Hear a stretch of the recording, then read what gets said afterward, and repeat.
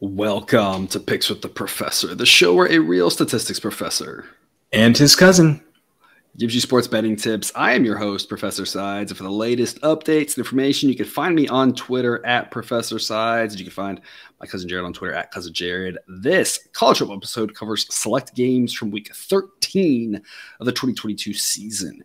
I guess you're new here. Check out the webpage of the banner. It's www.picksprofessor.com/new for a primer and explanation. Otherwise, the goals for this episode are to share key information about these games, give you a few things to think on, and explain where certain plays are being made. We never recommend blindly tailing or fading any pick, but rather to hear the justifications and thought processes to make sure you're fully on board with us or against us before investing your hard-earned money. We will make a pick on every game, but you should take what you like and leave the rest. Remember, there are no locks in gambling, so what we will provide are loves, likes, and leans, that is A, B, and C grade picks, to indicate our confidence level with respect to scaling wagers. However, please understand that good and bad variance will occur, so as much as we'd like to see we'll be profitable each and every week, that is an impossible reality for any gambler. Because, Jared, there was a time on Saturday, week 12, sometime around 5 o'clock, 6 o'clock, I don't know when it was. Yeah, something like where that. If the week had stopped, we would have made so much money that we would have been positive on sides and totals. And I think from that moment on, I think we lost about 50 units. Yeah. Things went south quickly is the way to describe it. And we talk about good and bad variance, and it's the first one that we've had, in the 5 weeks we've collaborated on picks. It's the first just truly bad week we've had. And right, these things happen if you're making picks in every single week. Of course, you're not going to go unscathed, but it still felt a little demoralizing how it happened, knowing where we were, and then the evening games and the night games just nothing going our way. And it was a little bit of bad luck, and it was a little bit of bad picks, and it was a little bit of wonky, and a little bit of just unfortunate, and it was like everything. And that's how it happens when it goes bad, right? It's like everything goes wrong. Utah, I mean, watching that game, outplayed Oregon and just couldn't get out of their own way, failed fourth downs, missed field goals. I don't even know. Bedlam. We'll talk about Bedlam later, I guess. I don't need to talk about that. It just felt like nothing quite could manifest itself for us. Yeah, and I even tried manifesting at one point. I was trying to speak things into existence, and I think it worked for like one thing and failed for about 10.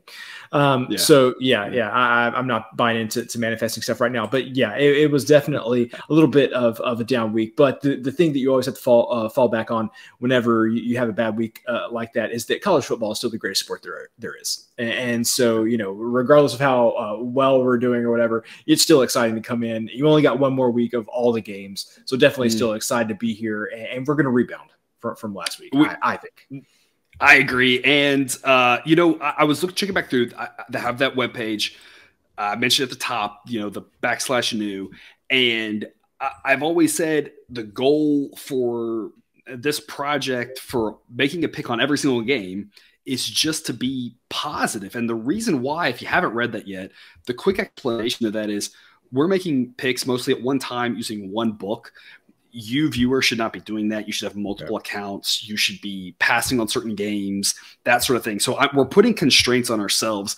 And if I can show a positive record on this, I guarantee you can do better than that. That's the whole. I mentioned in the write-up, like if we tried to shop around and only play certain numbers when they're available at these certain places and that sort of thing, it's hard for everybody to do that. And I don't want it to be where we can show a profit and you viewer at home can't. So we put all these constraints on. The goal is profitability. And so it's like, okay, that's our task. Is this week we got a bunch of games. We got to get up a little bit more so that we can have that profitability for the time, these 6 weeks here that we're collaborating on picks. So I think we can do it. A little bit of a change though. We are not covering. We're not 3 episodes. 1 episode this week. This is it. That's all I got. And it's a holiday weekend, holiday week. And it's a lot to go through every game.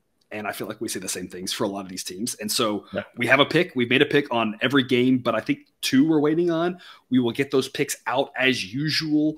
All those picks will be out to the Patreon tonight if you are at the right level. The other picks will come at some point in the sheet. And what we're going to do is we're going to talk about the things we like the most and or the things that we think are interesting, the things that need to be talked about, and everything else we're just not going to talk about. We don't want to waste your time. We know the episodes later in the week don't get as many views. And so we know that if you aren't as interested in some of those games, then we're not missing anything. And if you are, hit us up in the Discord chat, and we will talk as long as you want about any of the games. So if we didn't talk about it here, that is the place to get those questions answered. So we get that Discord be accessed through the Patreon. Did I miss anything on the update there, Cousin Jared? No, I don't think so. So, you know, a few games we're not going to talk about, but usually if I'd say take an under on a specific team every week, it's a pretty good chance we're going to say take an under on that specific team, but we may not talk about it this week because you've heard me say that about 15 times this season. Yeah. So that's just an example of the type of thing that you won't be getting. Just, you're not going to have to hear us say the exact same thing over and over again that we've already said about the same teams. Yeah, I think it makes for a better viewing experience. When we were calling the list and we got to the games, we were going to talk about 28 games. A lot of it was like, it was an A grade, and it was like, we've been talking about this all season. Like, it is what it is. Like, we could dive into, well, it didn't win last week, but you know, it's still been whatever. But it's just kind of a waste of time. We still like it. We're still on it. You know, there's really not much else to say. All right, well, before we get to those games, some reminders. Please hit that like button if you're on YouTube. Also, if you aren't yet, please consider subscribing or following. It's free, and if you turn on the notifications, you won't miss any of the college basketball, MLB, or college football content this channel provides. And as I've already mentioned, we've got that Patreon if you're looking to get some extra benefits. Membership starts at $3 per month. That gets you the plays of the day. I think in college basketball, 4-0 today, which is exciting because I think Friday was awesome. Saturday struggled. Sunday was awesome. So on the net, though, these are doing still really well.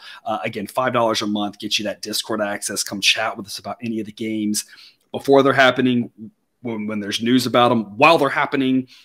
We have a lot of good time in that.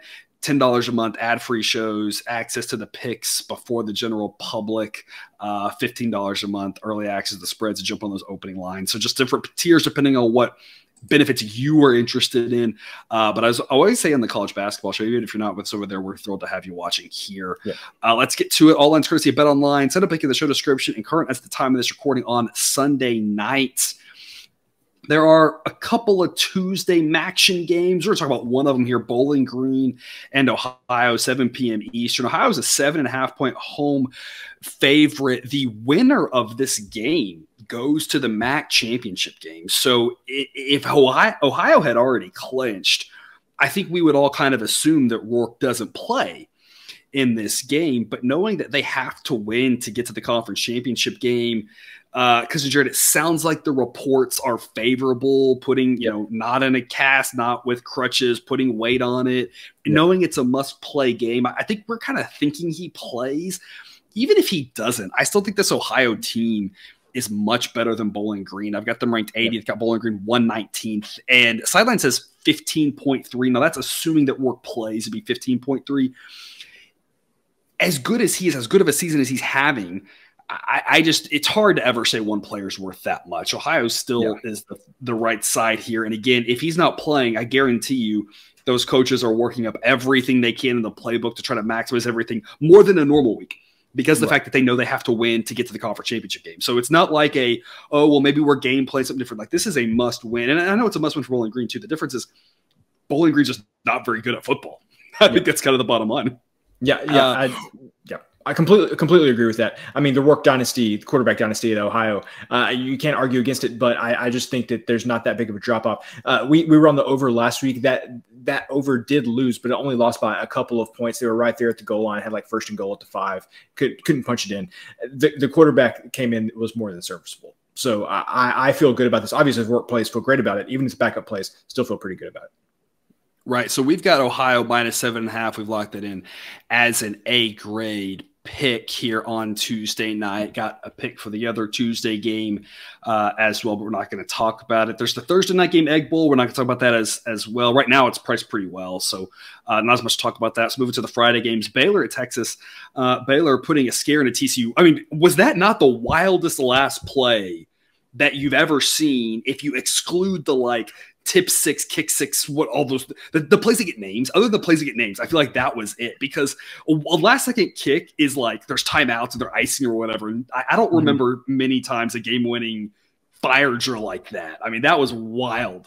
Yeah, and I thought Dykes' response after the game was perfect. He's like, it looked hectic to y'all, but it's something that we practice all the time, and therefore it wasn't nearly as crazy to us as it was to you. So I think he's right, because I don't know how else you pull that off, because I have to admit, it did look very, very well executed. So I have to believe he's right. But yes, even as many times as they have rehearsed it, it still looked pretty chaotic watching it live. It did. I don't know how much of that was us stressing versus them stressing. I will say that the first couple of seconds, it looked like a couple of guys were like running into each other. But after the first like 2 seconds, I mean, then it looked like they knew what they were doing. And they talked about, they need 13 seconds, but they only give them 12 in practice, only give them 11. Yeah. I mean, it was a credit to them. And I mean, yeah, he nailed it. It was wild. Yeah, we said we were going to make this show shorter, but we never do. I did learn that it is the defense cannot match subs in a situation like that. So that is the first time that I have actually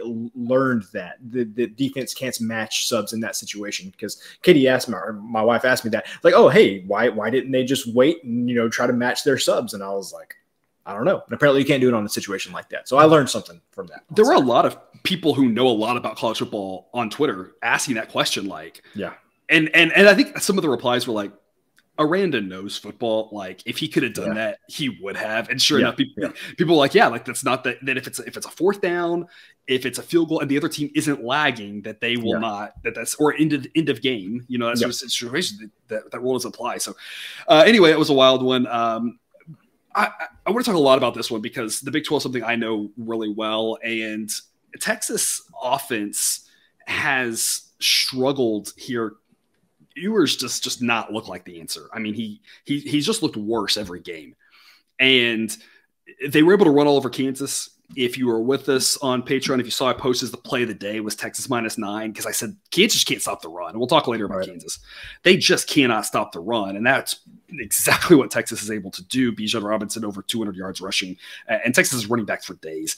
Baylor's defense isn't that great, but it's better than Kansas, and they've got the blueprint from TCU as to what to do and how to make Ewers beat them, and he just hasn't done it.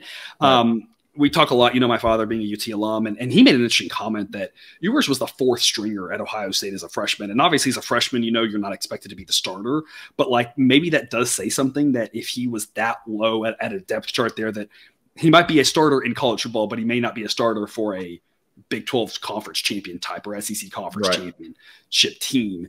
And especially as a freshman without the game experience. So it's an interesting point that you've just seen it. He just has not looked great throwing the deep ball. Promising against Alabama, made some great throws. We have to remember it was one quarter and he got hurt, and we all wanted to see what he would do the rest of the game, but he got hurt after the first quarter. Both these teams want to win this game. There's no letdown spot, in my opinion, here. It's a fairly big rivalry. It wasn't for years, but Baylor has beaten up on Texas a lot lately. And so I think Texas does want to win this game. I just can't see it being over a touchdown. So I like the Baylor +8. We're going to take that with a B grade pick. Because of Jared, I love this under 56. And the reason why is we've seen Texas defense lately look a lot better than they had earlier. They're looking promising. They stopped Kansas, which Kansas, Daniels was back, and Kansas offense has been pretty competent. They stopped TCU, which was kind of confusing. That's back-to-back pretty good efforts. It felt like the defense always had the potential, but they just couldn't quite get it together. They stopped Kansas State a few times, just enough to get the win. I feel like that defense is coming along, and Baylor just has not wanted to play fast all season. They haven't wanted to make a lot of passes. I don't have a ton of faith in Chapin as the quarterback. He hasn't looked good either. This feels like a game that's like 17-17 late, 20-17 late, something like that. What's your take on this one? So I completely agree with you. You talked about Ewers. I was going to hit on Chapin, how he just hasn't looked that great this year, whether it's been the play calling at times or just his performance at times. I think you hit it very well that I just don't see Texas being in a position to pull away in this game. And I don't see Baylor being in a position to really let it get out of hand. I think it's probably going to be, a one-score game, a field goal game, a 7-point game most of the time. And we already talked about both quarterbacks there. I just have a hard time seeing this getting over 56 with the way these two offenses have been playing recently, knowing that Texas isn't going to be able to run all over the Baylor defense like they did against Kansas last week. So I think getting the 8 points is a solid investment, and we really like the under 56. Yeah, so we're going B grade Baylor plus A grade under 56. And I think to kind of just summarize that, that Texas is going to have a little bit more of a game like TCU than against Kansas. Maybe not quite that extreme, but I mean, again, Baylor's got the game plan now of exactly what TCU did, which wasn't that complicated. It was just make Ewers beat you, and he's not able to consistently do that. Right. But yeah, I don't trust Chapin at all. He's thrown so many interceptions multiple times now to close out a half late. 2 weeks ago against Kansas State to open the game. The coaching staff doesn't trust him. They haven't trusted him all year. I questioned early on. I was like, why aren't you trusting him? He looked great the year before. And from the very beginning, it looks like the answer was now we know why they didn't trust him. He doesn't look great. So yeah, that's why we love the under 56 in this one. Also noon Eastern on Friday, Tulane at Cincinnati. Winner of this one might go to the conference championship game. I don't know. I don't remember the American Conference tiebreaker situation. It's wonky there because it's just the top two teams. I think the winner's in. The loser is maybe also in, depending on what happens with UCF and Houston. So both teams want to win. They want to get in, but it's complicated beyond that. So bottom line, I guess, win and get in game. Cincinnati's a 2.5-point home favorite. Total is 47. Because Jared, what is your take on this game? My take on this game is that Cincinnati has been just waiting all season to come up and get got. And some terms that some people may use here. They've just in conference play, just looking at conference play, Cincinnati, they beat Tulsa by 10. Tulsa is not good, people. They beat South Florida. I've been on that fading Tulsa train hard. Yeah. They're so bad. They beat South Florida by 4, who somehow South Florida is even much worse than Tulsa is. They only beat SMU by 2, and that is the only top-tier AAC team that SMU has been able to hang with all season. I know that Cincinnati should have won that game by more, but the results kind of are what they are.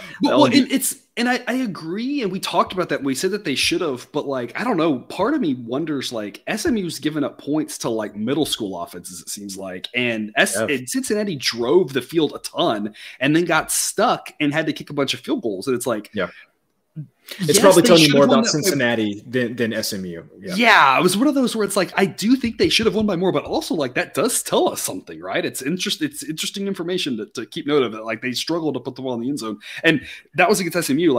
How are they going to do against Tulane? You're exactly. This is. I could read through the rest of the schedule, but that's exactly what we're saying. I just think that Tulane, over the course of the season, has proven that they are a better, more solid team than Cincinnati. If this would have been a pick'em, I probably still would have liked Tulane. I understand it's on the road, but I can't believe I'm getting 2.5 points here. This seems a little off from what I would have expected. So I like taking the 2.5 points. You could definitely look money line if you wanted to.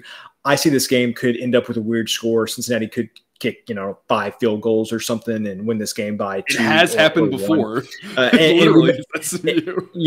we made a good point that the winner of this game is in the conference championship game. So I can see a situation where maybe somebody goes for 2 late in the game. So I feel good getting the 2.5 points here as opposed to the money.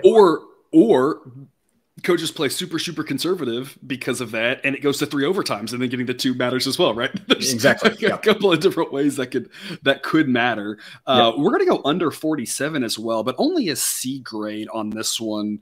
Because Jared, I kind of pitched a little bit harder on the under. What was the hesitation on your end for this under to be a C grade rather than a B grade? For me, this is just a low number for 2 solid teams. We talk about Cincinnati not being that great, but Cincinnati could get to 27 points in this game, 24 points. Whoever wins this game might get to 27 points. I think it's going to be a close game. I could easily see this game ending at 51 or something like that. So I would definitely lean under, but I see more than a couple of ways where this could get into the upper 40s or low 50s. Okay. And of course, overtime, right, is definitely on the table as well, being what we expect to be a tight game. So we've got a B grade pick on Tulane plus 2.5 and a C grade pick on the under 47. Friday, 3:30 Eastern, NC State at North Carolina. To me, a fascinating situation coming off of what just happened with North Carolina. I don't really think they had any playoff hopes, but whatever hopes they might have had, went up in smoke with the dreadful second half.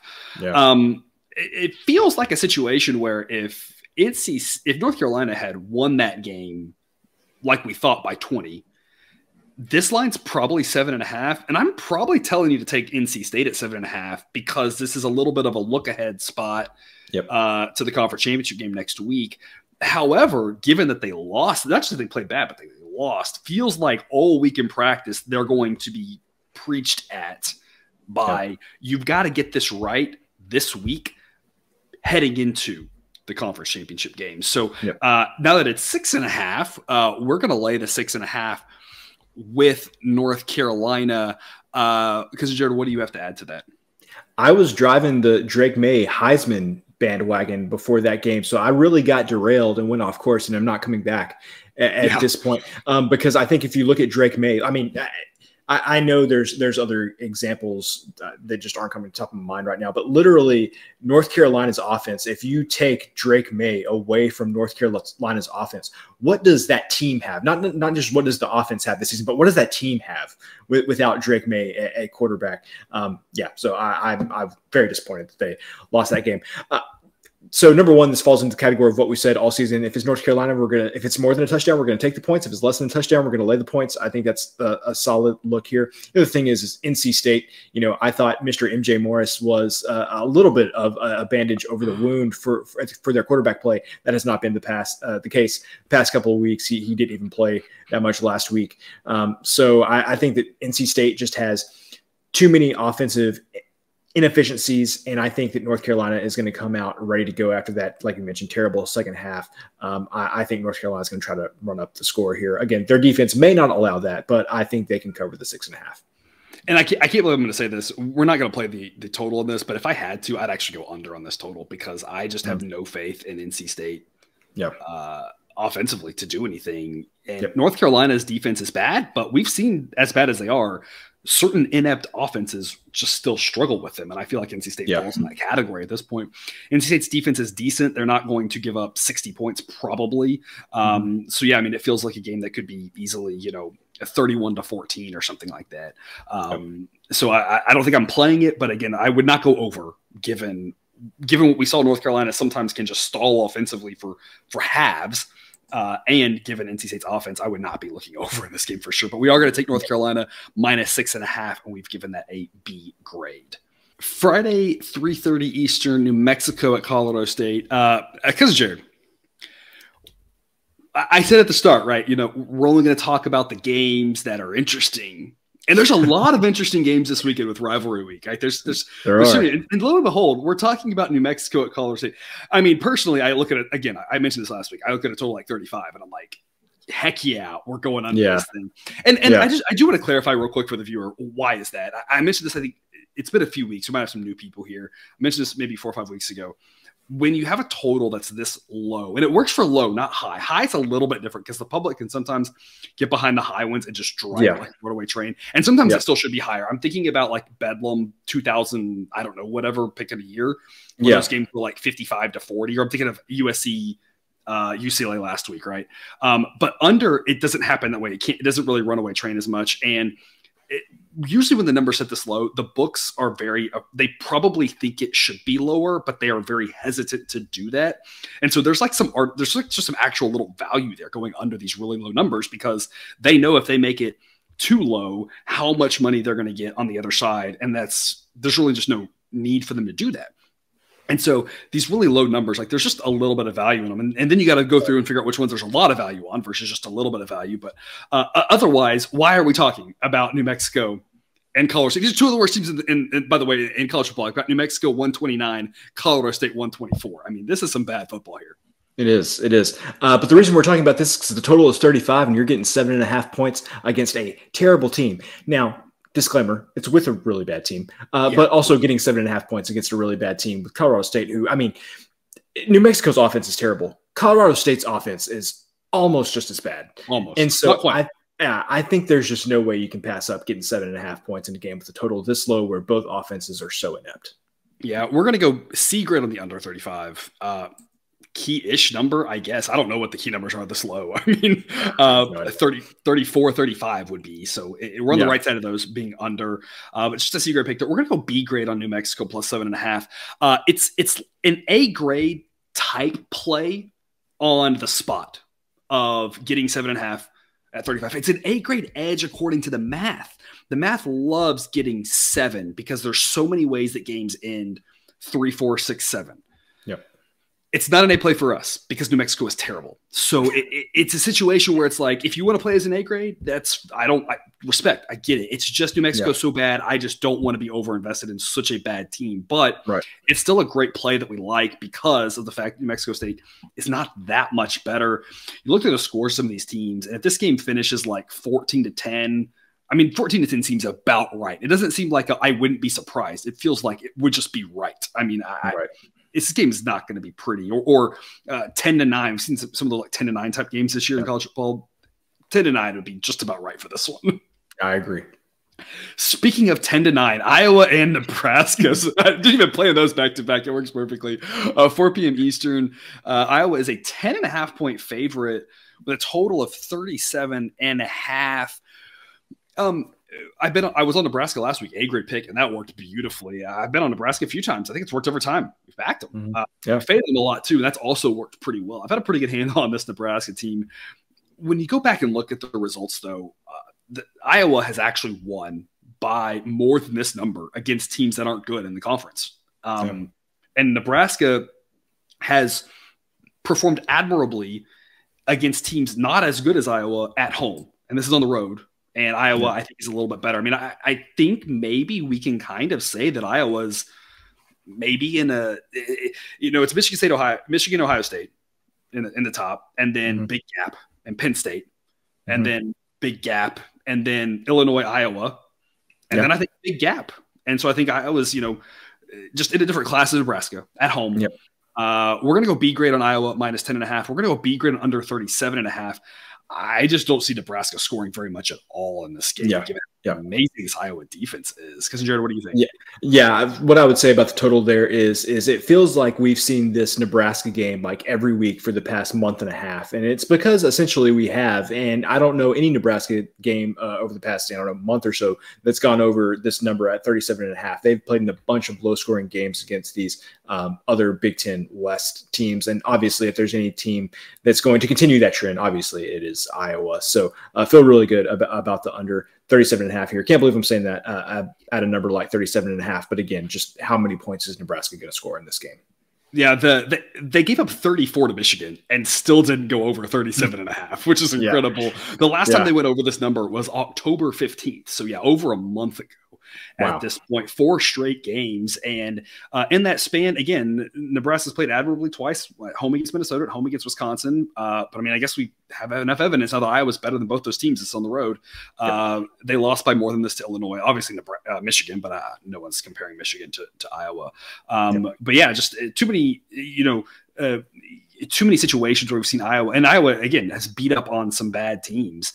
I think Nebraska firmly is a bad team, so I'm not scared away at laying 10.5 here. So we're going to do that with a B grade. Again, we're going to go under 37.5 with the B grade. It feels like an A grade with regards to my confidence level. There is just some principle of the number is so low that there's just a bad quarter can throw us off here. It reminds me of that weeknight game we had with was it Virginia Tech and NC State? Yes. Where we had under the third quarter. It was a really low number, and it was just like 3 plays, and all of a sudden the game barely went over. So it's one that we really like. It's just we also know that there's just not much. A small stretch could kill it, so that's why it's only a B grade on the under. As much as we do like this number, there could be an Iowa pick 6 at the end, towards the end of the game, that puts this at like 28-10 or something like that. So, and it's funny you say 28-10. I was going to say actually, if I get to 38, I might be an A 38.5 because at 38, again, a quasi key number around here. Like that number is very much on the table. So just something to think about there with regards to that total. We still like 37.5, but 38 would be a little bit better. The last Friday game we're going to talk about here, UCLA and Cal. UCLA is a 9-point favorite. A couple of reasons we want to talk about this one. First off, what a game between UCLA and USC. UCLA gets the ball back late and just can't do it. So there is a little bit of concern. You might be already saying to yourself, is this a letdown spot for UCLA?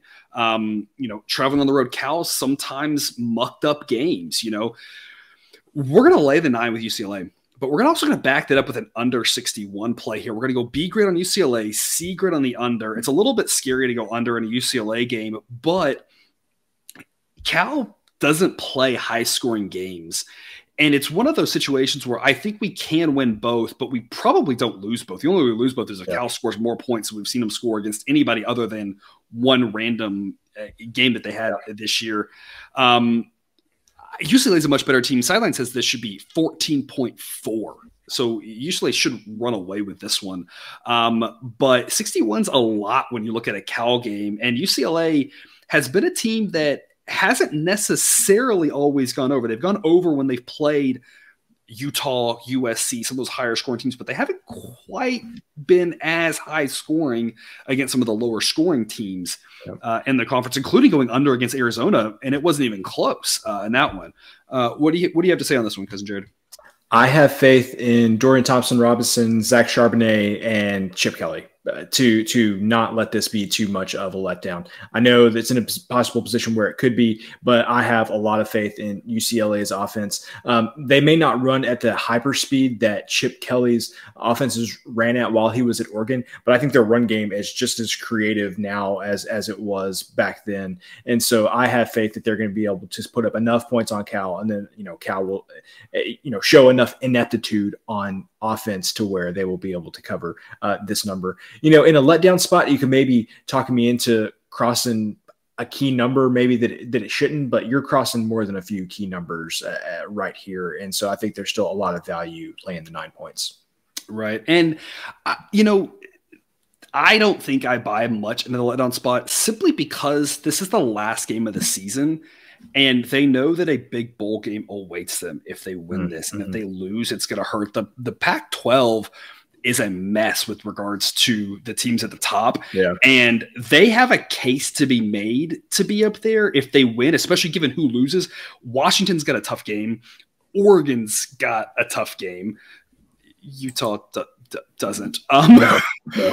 Someone's going to get a loss in the Pac-12 championship game, right? So it's one of those where it's like, it's just a mess with jumbled all those teams. And so if this was more middle of the season after that rivalry game, I could see more of a letdown spot. But to me, this feels like guys, go out there, get the win, give yourself the opportunity to get to a higher tier bowl. If they mess around and lose this, all of a sudden this season drops to 8-4.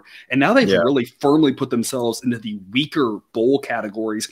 And the Pac-12 bowl ties are not as strong as they used to be. When you get down to some of those lesser bowls, once you get past the Alamo Bowl, it starts dropping off a lot quicker than it used to 5-10 years ago. Yeah. And so I feel like this is last game of the season. Let's go out there. Let's show them, we are still – better, one of the better teams in the state, little state rivalry, that sort of thing. We played against you, played with you guys. We're better than you, that sort of thing. Easier to stay motivated at the end of the season, last game, knowing, hey, go out and get to 9, go out and win a bowl, get to 10, right? That sort of thing. Yeah. There's a lot of motivational tools you can use here. So I don't quite buy the letdown spot as much. So I still like laying the 9 with UCLA, B grade pick, but we're going under 61 as a C grade pick.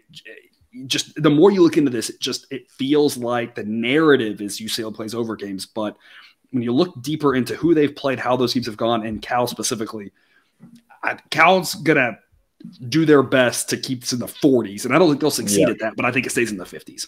Yep, I agree. To the Saturday game, South Carolina at Clemson. Clemson's a 15-point favorite. Total's 50 on this one. Because, Jared, South Carolina. Let's start with them. Okay.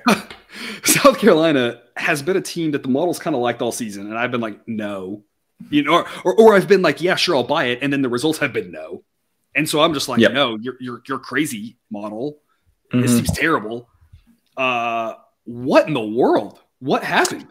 I'm convinced. I think South Carolina is a pretty decent team. The problem is I just don't think Spencer Rattler is very good.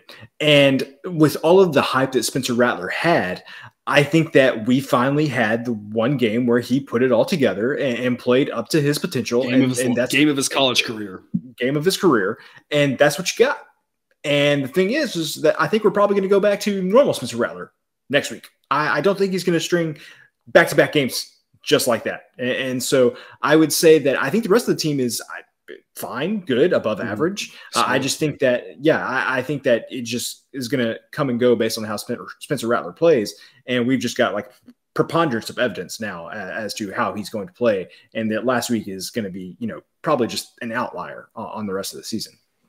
And he's played bad defenses before, never had a game like that. I saw someone on Twitter. I don't know the exact stats, so don't misquote me on this one, but it was something like his best game in his college career before last night was something like 250 yards, 3 touchdowns, and like 3 interceptions or something like that. It was something where you look at it and you're like, that was the best game that he's had. Like, and obviously this one just blew that out of the water. I mean, just a career night. And this Clemson defense is no joke. Who knows, what Miami's got at this point, but Clemson showed that again last week. We're going to lay the 15 with Clemson as a B grade pick. It's at even money right now, so that's a little bit of a boost.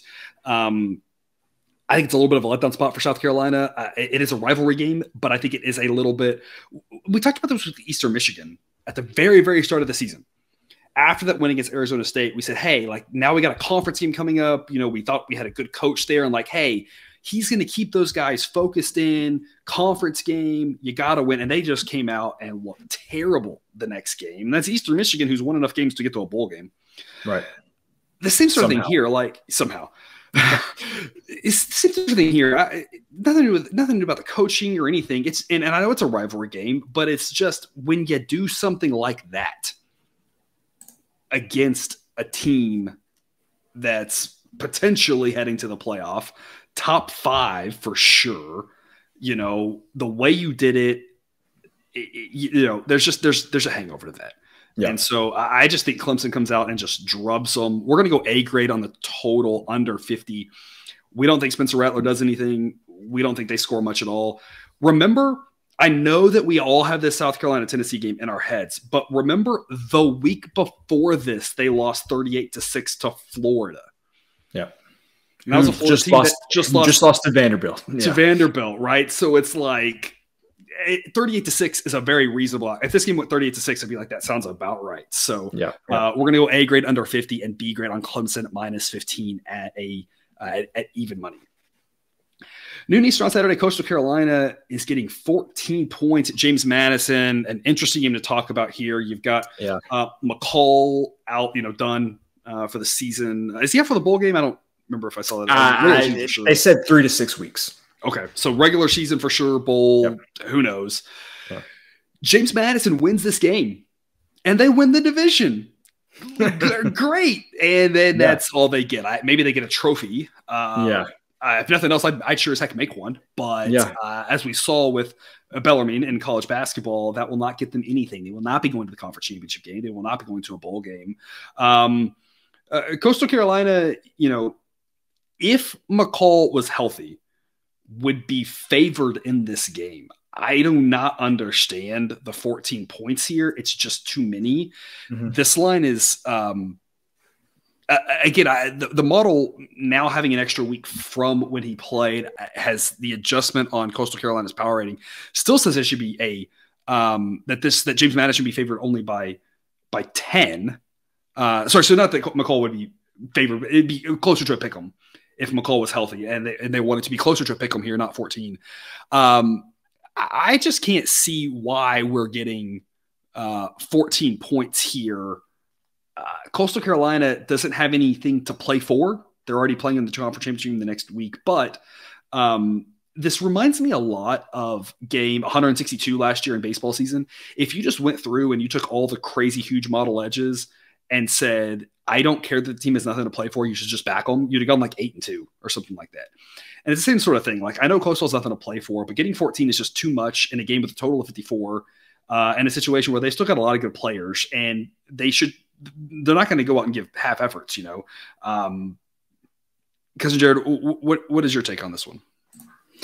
My take on this one is that I agree. It's just way too many points. Coastal has unfortunately had an additional week to get ready for this James Madison game. I think they're going to come out with something creative on offense, even if McCall isn't playing, which we know he's not. The other thing I would say is that James Madison, when they have played under teams this season, which Coastal has definitely been an under team this season, especially now without McCall, even more so. Yeah, and when James Madison has played under teams, their games have gone under. Their totals have been 40, 38, 53. Every time they've played an under team on the season, 44, they've had games that have easily gone under. So I also say that we give a B grade to the under 54 in this game. I know it's below a key number of 55, but I think just based on the history of these two teams this season, I would be shocked to see this go up. So let's just go ahead and lock in a B grade at 54. So we'll go double B grades. Coastal plus 14 and under 54, both B grades. To the game everyone's talking about here, noon Eastern, Michigan at Ohio State. Ohio State's an 8-point home favorite, total of 57. Sideline says this should be 8. So according to where these teams are power rated, this seems like a good number. But here's the thing. Again, around 7 is where weird things happen with the math. The model actually says there's a positive edge to playing Michigan plus 8, even though it says the spread should be 8. And the reason why is because football scores don't happen at 1 point, 2 points at a time. They happen in 3 and 7 point chunks. And so there's more ways that Ohio State wins on average by 8. I don't want to go too deep in the woods. It's a right skew distribution, which means there's heavier things happening out there to pull the average out. But around 7, it just bulks so much on 3, 4, 6, 7. It likes taking the 8 with Michigan. I love taking the 8 with Michigan. I don't know what the heck's going to happen in this game. Michigan has shown that they've got some flaws. They're not the best team in the country. So is Ohio State. I mean, both these teams are very good for sure. I still got Ohio State ranked number 1. Michigan's still top 4, obviously. But neither one of them has been that dominant force like Georgia was last year, right? Where it's just like, man, nothing can go wrong with these teams. So give me 8 points and say maybe Ohio State wins by 3, 4, 6, 7. Because you also like the under in this one, so I'll let you talk about that. Yeah, I like the under in this game because you go back to that Penn State game that Ohio State played, which, even you could look at the Notre Dame game. I think Notre Dame and Penn State are probably the only two teams that are even in the same stratosphere defensively as Michigan is that Ohio State has played this season. I mean, Iowa, but there was a different reason that game got out of hand. It was called Iowa couldn't move the ball at all, and so Ohio State had great field position the entire game. In fact, they would oftentimes go backwards. Right. So I think that Penn State and Notre Dame presented enough problems for Ohio State offensively that I think Michigan can do. They can give them problems as well, yeah. I think. And so I don't see this game being too high scoring. We don't know if Blake Corum's going to play for Michigan. He played one series in the second half and then, left the second half of that game. What I would say is if he's playing, I think that would potentially allow Michigan to control the clock more, keep the ball on the ground, keep the clock moving, which would lend itself to an under. If he doesn't play, I actually still like the under because obviously I think Michigan's going to be putting up less points with him not in the game. He's one of the few running backs that you could say is probably worth a few points. So I like the under. I've just seen enough from Ohio. In my opinion, I've seen enough from Ohio State's offense this year struggle at times with Penn State, with Notre Dame, that I think Michigan's going to give them some problems as well.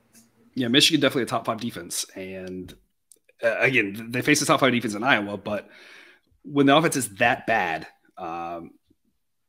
it creates a whole different set of problems. Michigan's offense, maybe not, top 5 in the country, but they're good enough to move the ball and not do what Iowa did every time. And hey, if they don't, then the under 57 is a great pick. So we've got an A grade on Michigan plus 8. And we've got what grade are we giving the under 57? I say we give it a B grade. All right, we'll go under 57 as a B grade. Noon Eastern, West Virginia at Oklahoma State. Oklahoma State's an 8-point home favorite. Spencer Sanders looks not great. The first 2 interceptions, not his fault. the however many more he threw after that were. He's so banged up. I mean, it's very disappointing because we've seen quarterbacks in that offense thrive when they get to this level of how often they've played. And he had the potential last year. He started off great and just too many injuries. It's unfortunate. It's just a lost season basically for him. But West Virginia, not great either. Not going to make a bowl. Does not travel well at all. Has not played very well on the road. Has historically always been a team that plays better at home. This year it's been even more extreme. Total is 67 on this one. Cousin Jared, what was the thing that caught your eye in this game? My analysis of this game is West Virginia offense doesn't travel. Oklahoma State offense doesn't exist. And so I have no idea why this total is 67. This might be my favorite play of the weekend. I don't see with the struggles that West Virginia has had away from home. I know there was some weather in play, but the struggles they had 2 weeks ago against Oklahoma at home on offense. And then just with how Oklahoma State's been playing on offense the past month and a half, I just don't see how you get to this number of 67. And Oklahoma State's defense looked surprisingly solid for the last 3 quarters of that Oklahoma game. Yeah. And maybe part of that was OU's offense. I'm not really sure. But the defense looked relatively solid. I'm like you. I don't understand why this number is so high. It's an A grade under 67 for us. We both independently came up with why is this number so high. A lot of the Big 12 totals for much of the season were too low, more 50-50 lately, but this one has gone way too high and unexplainably, in my opinion. We're going to pass on the side. Sideline says OSU -9. At 7, I would lay the 7. But at 8, I think there's a lot of ways Oklahoma State wins this, something like 27-20.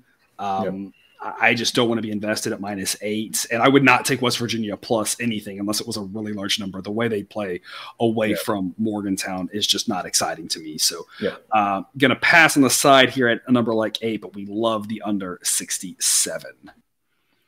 1 p.m. Eastern, Kent State at Buffalo. Buffalo losing a game, almost gimme game this last week because of the snow against Akron, a game that would have got them to 6 wins. I have no idea if there are plans to make up that game during conference championship weekend. I know that's been done before. So I don't know if that's something they're going to look at or not. If I'm Buffalo, I'm definitely pitching that if they lose this game.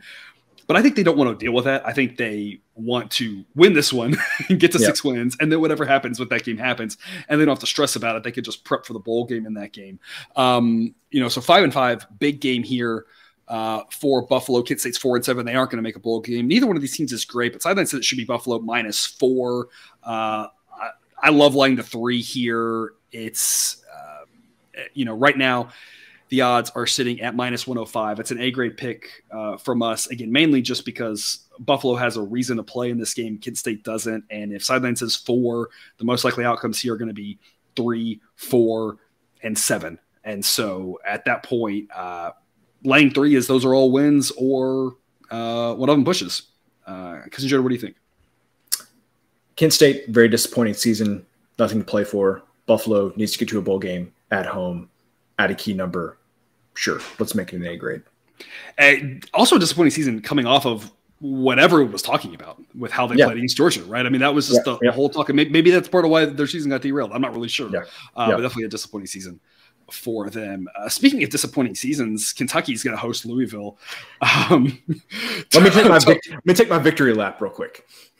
Yes, absolutely. We'll get to talk about Kentucky one more time because they did get to a bowl game with 6 wins.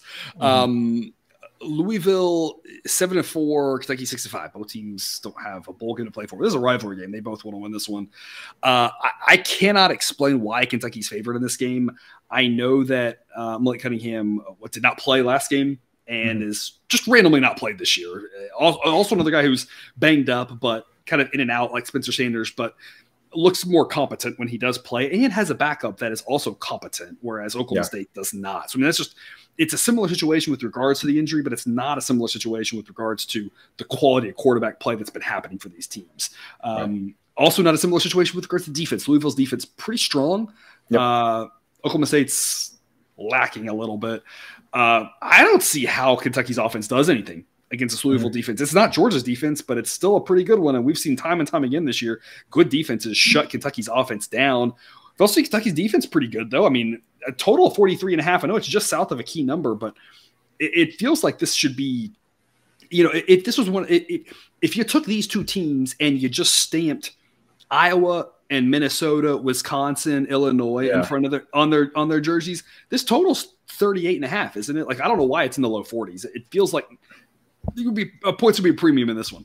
I definitely agree with you on that. I don't see, even if Cunningham doesn't play, the backup has been capable. They covered at Virginia earlier this season when he played. They covered last week against North Carolina State when he played. I just don't – I mean, Kentucky's defense, yes, is good. Kentucky's offense is just not good. Like, we have enough evidence now, not good. The offensive line play is not what it's been the past few seasons, not opened up the same running lanes for Chris Rodriguez. And then we won't talk about the quarterback situation. So I love getting the 3.5 points here. I think it's way too many in a game where we think the total should be in the upper 30s. And so I say we give A grade to give me the 3.5 points with Louisville and a B grade to the under 43.5. All right, there you have it, folks. Because Jared, would 44 – and I don't think it goes up, but if it does, would 44 be the A grade of the under, or would it be 44.5, 45? Those are 44, 45, both kind of key. 44 more key than 45, but 45 still not important. Yeah, I think top of my head, I'd say 44.5. You could probably talk me into 44, but 44.5, definitely, I'd give it an A grade. Okay, so 43.5 right now. I don't see why it would go up, but you never know. Yeah. Again, half of all line moves are wrong, and if that goes up, I just would say it's wrong. There you go. Yeah. 3:30 Eastern. Oregon at Oregon State. Total on this one's 56. Oregon is a 4-point favorite. Bo Nix, healthy or not, kind of hard to say. Oregon State definitely going to look at what happened last week with Oregon, Utah, and say 20-17. That's my kind of game. So yeah. I feel like Oregon State has just got to be licking their chops for this one. Because I agree. What's your take? Yeah, my take is that Bo Nix just didn't look 100% right. And if you take away his ability to make plays with his legs, I mean, he's been, don't get me wrong, he's been a fantastic passer this season. But if you take away his legs, he's just not quite the same quarterback. Take that and couple it with the fact that Oregon State has, even when Oregon was infinitely better than Oregon State was, Oregon State has always found a way to muck these games up and make them ugly. I mean, can't you just see it being about 38 degrees and not being able to see the field because of the fog on Saturday, and like this game just being completely gross. So fog feels perfect for this game. Absolutely. Yeah. And so for that reason, I say we give a B grade to the under 56. If you've got questions about Nix, I have enough faith in Oregon State to make this game pretty ugly. Yeah, and we've seen more times than not, it hasn't held every single time, but more times than not, Oregon State's played these high-octane teams and drug them into lower-scoring games. It's not just the USC game that happened early in the season, and that game looks incredibly crazy now, given how bad USC's defense is. I mean, and how good their offense is, of course, too, but how bad their defense is. So, yeah, we're going to go B on the under 56. We like that. Oregon State +4 as a C grade pick just feels like a game they can muck up and hang in there at home. I don't know if they win. I kind of think plus odds here makes a little bit of sense too, just with regards to rivalry game at home. Oregon State, as I've been saying it all the last several many weeks, and it's mostly won me backing them. They've been a disrespected team, and they're a little bit better than people realize, and they don't do it pretty, but they're a pretty solid football team. So we lean getting the points with them and like the under. How many people are aware that Oregon State has 8 wins? I mean, probably not many. I follow the sport closely, obviously. Didn't know they had 8 wins. They are a solid football team. Yeah, I feel like every week I've been saying that. And maybe we talk about this one today because it's a rivalry game, but maybe it's when I feel like I need to keep saying, because I'm not sure people are hearing just how good of a football team they are. And let's be honest. I mean, the thing is like the Pac-12 has been sexy this season for like the first time in a long time. The Pac-12 has looked good, but the thing is like Oregon State doesn't play that type of game, and so they're always overshadowed by the bigger, more pointsy games. Even us, we're guilty of talking about Arizona because like how high is this score going to go? Right. You know, it's not exciting to talk about Oregon State. It's like, oh, they're going to make this game ugly and they're going to win by a field goal. That's just as fun as Arizona and their offenses. I mean, Oregon State's defense is just as good as Arizona's offense. Yeah, I mean, they're just a good unit. And we talk about they've got 3 losses this year. They lost by 3. At home to USC, they lost by 3 on the road to Washington. That exact thing could happen here. They could lose by 3. Both those games went way under this number 56. The only game that didn't was Utah. That game is obviously possible, but when you compare those 3, again, 2 of the 3 were a tight, low-scoring game. That's kind of what we think will happen here as well. 3:30 Eastern, Wake Forest at Duke. Wake Forest is a 3.5-point road favorite. Total of 66.5. I have no idea what to do with the total. With Duke totals, we've just been all over the map wrong with those. And Wake Forest, you never really want to go under, but that's such a high number. I don't really know on the total. I guess if I had to, I'd go over just because it's Wake Forest, and Duke's been more of an over team. But I wouldn't do it. But I mean, if I had to, biggest thing on this one, why is Wake Forest a 3.5-point road favorite? I mean, what have we seen? Look, both these teams are 7-4, and I think that's pretty accurate. Sideline's got Wake Forest 38th, Duke 42nd. I mean, what have we seen that says Wake Forest is that much better than Duke? Even if they're a tiny bit better, this game's at Duke. This game should be a pick'em. I don't know why we're getting 3.5 with Duke. This feels like last week I said the same thing with Duke. I said, why are we getting 8 points with them playing Pittsburgh? And they made the right decision call. Yeah, they did. To go for 2. Down 14 when they scored the touchdown, and it didn't get them to overtime. But had they gotten that one, they would have won the game. They were 1 2-point conversion away from winning the game. And I don't know why we're getting 8 points there. I don't know why we're getting 3.5 here. I can't explain it. Can you explain it? Nope. We've been riding Duke a lot this season. They've been really good to us. We got one more chance to do it here, getting a field goal and a hook. So let's do it. Yeah, 10% edge according to the model. Yeah, A grade. Just a silly number here. If this was 2.5, I'd say I'd probably lean Duke money line at that point. I'd still play Duke money line at 2.5, but at 3 or 3.5, it's just outrageous. I don't know what else to say about it. 3:30 Eastern, Minnesota at Wisconsin. Tanner Morgan still out. I thought it sounded more like they were more optimistic about him playing, and then it turns out that he doesn't. I always tend to think when it's more of this last-ish minute type things where it's kind of like, oh, he's not, maybe he'll play. Oh, no, he's out. That maybe he'll come back. So it's the same situation this week. I still think he might come back, but it sounds like we don't know one way or the other just yet. They're getting 3 points at Wisconsin. I'm not sure it matters. The backup looked competent enough with given the job of handing the ball off. And that's all they needed to do. They ran all up and down Iowa. And that's a really tough thing to do. And it didn't work for the win because multiple times they turned it over inside the red zone or missed a chip shot field goal. Right. They make the chip shot field goal, game goes to overtime. So, like I said, a fumbling in the red zone. So, Iowa just magically does that to teams, and Iowa just forces turnovers. That's good for them. Wisconsin's just not as good as Iowa. I don't think. I don't think defense is that good. It's good. It's just not that good. Iowa's defense is just in a class of its own in that conference this year and in college football this year. So I think Minnesota should be able to run the ball again, and they had a good, like I said, they had a good attack against Iowa. I don't see why that changes here. I'm in favor of grabbing the 3 points here. Total of 34.5. Same sort of thing we talk about. I think there's value on the under. I hate that it's so low, but I still think there's value. I mean, this feels like a 10-9 type football game. Because Jared, what's your take? So I think the two best analogs that you have for Minnesota, and obviously Minnesota is a poor man's version of these teams, but Illinois and Iowa are the two teams that are closest to Minnesota. And let me tell you, Wisconsin did not have a snowball's chance in hell against either of those teams. And so even if you knock Minnesota down, because they are a step below those teams, I think without their full health of quarterback and receiver and at full strength, I think they're with those teams, but they're just they're not full strength. It seems like. Yeah, and so I think that this is just going to be a situation where Minnesota is going to be giving a lot of Wisconsin's own medicine to them, and Wisconsin hasn't handled that well this season. So I like Minnesota in the base case, but the fact that we're getting 3 points in a game with a total of 34.5, sign me up. I think that's definitely worthy of a play from us. Yeah, Sideline says it should be Minnesota minus 1.7, and that is giving Morgan a little bit of a chance to play, and maybe he has no chance to play. I don't really know, but if he plays, I for sure think Minnesota more likely to win than not. And even if he doesn't, like I said, I think it's a 50-50 type game that Minnesota's the better team, but it's in Wisconsin. So even if he's out, again, given how well they ran the ball last week without him, didn't seem to matter at all. Didn't even against Iowa, didn't even need that threat of a passer to draw the respect. They still had multiple big runs.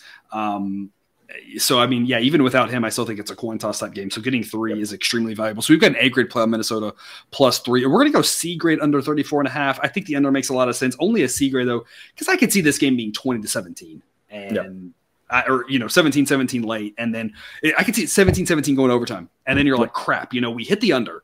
And we're going to lose it because someone's going to have to score in overtime. So it's just too low to have too much invested in, but I do think it's worthwhile to have as part of your portfolio, just maybe at a lesser risk amount. So we're going to go A grade, Minnesota +3, C grade under 34.5. A little bit of whiplash. We're going to go to a game with a total of 72.5. Memphis at SMU. SMU is a 4-point favorite. I think let's get the first things first out of the way, which is the total. It is really high. We're going to go B grade over 72.5. It's a giant number, but I mean, SMU and Houston, I think, are still having touchdowns scored in that game. That was weeks ago. SMU just does not stop teams, and they've got a good offense. And Memphis doesn't really stop a lot of teams either. They've got a pretty good offense themselves. I mean, if this game got into the hundreds, I wouldn't be shocked at all. I mean, it feels like the USC UCLA type game where it's a back and forth contest, just lots of scoring. I would say who has the ball last wins, but UCLA got the ball back last and they didn't do it. So not quite exactly a who has the ball last, but that same sort of situation. So we like the over, but only a B grade just because it's such a high number. Giving an A grade to that. It's not an everything has to go right. It's not even if hypothetically, because hypothetically we have a 0-point quarter in this game, I still think we can get over because these teams can score in such bunches. It's still possible. That's why it's a B grade because they still could go over. But if we have that 10-minute scoreless stretch, it's just a whole lot less comfortable. So that's why it's only a B grade for us. But Memphis +4. Sideline says this should be a pick 'em. Sideline thinks Memphis is the better team and that on the road that balances it out. It's an A grade play to the model. Because Jared, what's your counter to that? My counter to that is that SMU, when they have played not the top of the AAC, which Memphis is not the top of the AAC, they haven't even come close to a game like this. They beat South Florida by 18. They beat Houston by 14. They beat Tulsa by 11. They beat Navy by 6. They beat North Texas, a similar maybe type team, a little below them, but by 38 points, they blew them out. I just don't think that SMU playing a team like this has proved all season. Like, I think they're just going to blow this team out because that's kind of what they've done to all of the other teams that have not been the very top of the AAC. The other thing is that I think there's some stuff going on at Memphis. I think the coach Silverfield is coaching for his job because I don't think the results have been what they wanted there. And I think that he will be relieved of his duties if he does not win this game. And so I think that could put a lot of pressure on Memphis in this game. So I know it says that the sideline says that this is an A grade edge, but it smells fishy to me. I think there's some weird stuff going on at Memphis. SMU has proven all season that they can handle teams like of this caliber. And so I would say, I think we should just kind of rein it in a little bit, maybe only make this a B grade, getting the 4 points.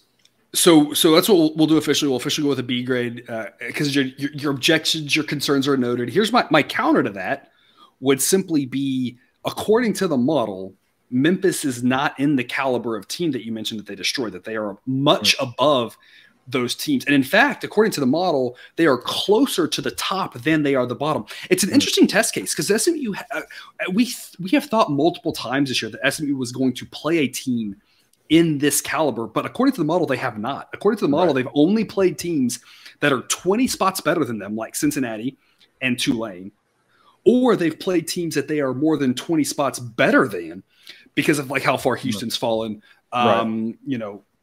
North Texas, not being quite as good as we thought, that sort of thing. Yeah. And so this is one of the rare cases where they are playing a team. So it's an interesting test case.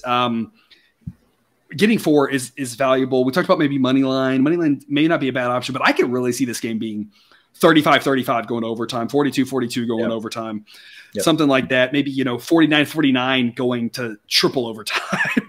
And in those situations, getting that 4 can be pretty valuable, especially in overtime. Getting 4 can be valuable because if you accidentally kick a field goal to start with, the other team gets a touchdown, boom, you just lost by 3, right? Yeah, definitely. And as you have mentioned, maybe I'm just biased against Memphis, so maybe that's what this is. I don't know, but so if you were to take that for what it's worth. Right. So again, according to the model, A grade, because Jared has some concerns. We're going to go B grade officially. Again, we like it. We think it's worth it, but there are those concerns that he's bringing up that are reining us in just a little bit. And again, you never know how, a 6-5 team with a coach whose expectations were maybe a little bit higher than that can definitely put himself in good graces. Wins this one, gets a 7, wins bowl game 8. That's putting yourself in a good situation. But you lose this one, all of a sudden you may not get to the bowl game. Right. They may go with interim for a bowl. We've seen that before. So definitely an interesting game there. So another interesting one here, 3:30 Eastern, Iron Bowl, Auburn at Alabama. Alabama's a 21-point favorite.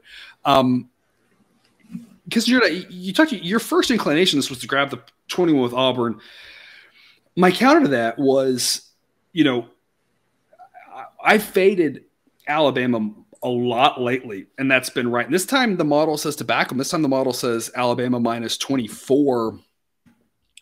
As good as Auburn looked in the second half against Western Kentucky, there's 2 things I want to know. First off, the first half they didn't. The first half it was a tie game, and even through the third quarter, and I know there were a lot of people who liked Auburn, so just hear me out on this one.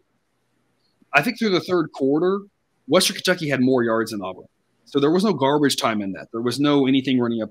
Western Kentucky, I think, did exactly what the model thought, which was play pretty even with Auburn on the road.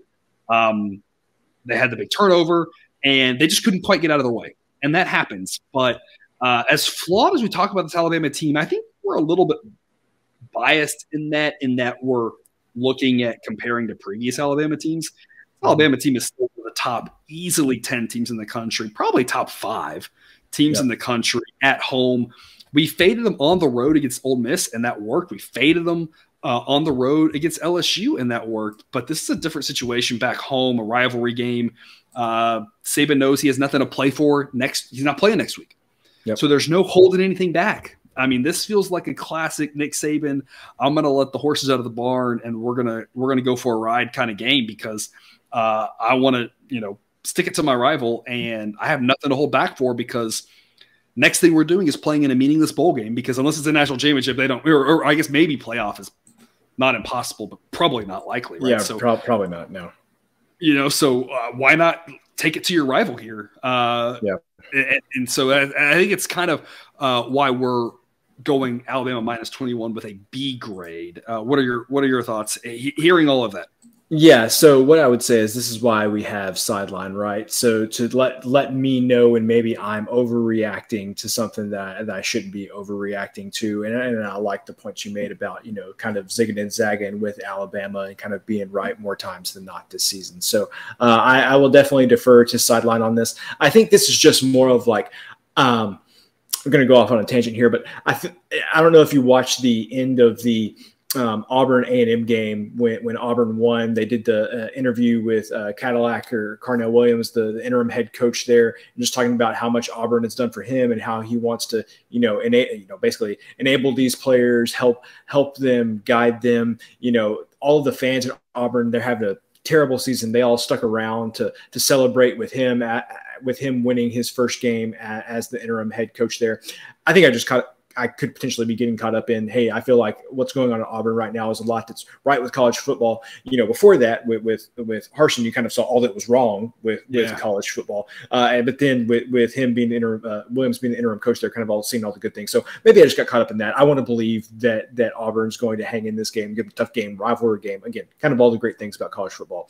But the facts are that Alabama's probably going to win this game by a lot. So I can get on board with laying the 21 points. And again, I don't want to get too far off either, but I do have to say it is we talked about from like week 2 that this was a weird situation with the coach. And, you know, from the start, you know, we kind of thought maybe coming into the season that maybe things would be a little bit different. But I mean, it was from the very beginning. It was apparent. We talked for weeks about why they didn't make a coaching change sooner. And it's just unfortunate that they didn't make it a couple weeks earlier. Auburn, you know, it was on the table to get to 6 wins to get to a bowl game at least. And that's doesn't mean maybe a lot to the fans, especially fans who've seen, you know, a national championship team, you know, just getting to 6 wins in a bowl maybe isn't the most exciting thing in the world to you. But for the kids in the program, it is. And it's a shame that they didn't do that. So that way that win against Western Kentucky was number 6. They get to a bowl game. Everyone's excited as it is.